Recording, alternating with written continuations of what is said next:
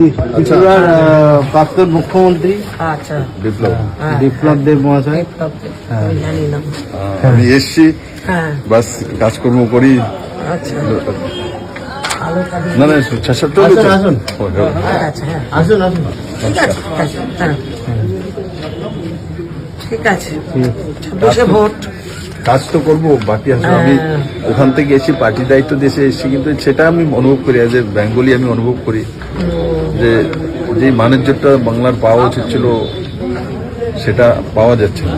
বাকি রোজগার নেই, পাল্লা ডিল নেই, এইসব চলতে থাকে, কিন্তু যে প্রেস্টিজটা এজ এ চিফ মিনিস্টার, যেটা আমি আমার অপোজিশনেই ছিল জ্যোতিবাবু এরা, কিন্তু তবুও একটা স্ট্যাটাস মেনটেন করতেন এরা, তাই প্রণব দা হোক, জ্যোতিবাবু হোক, প্রিয়রঞ্জন দাসমুন্সী হোক। কিন্তু আজকে ওই জায়গাটা মুশকিল হচ্ছে, কারণ একলা বিপ্লবদের দিকে তো হবে না, পশ্চিমবাংলার মধ্যে সব বাঙালি।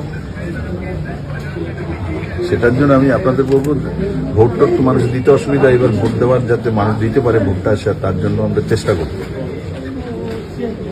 আসি।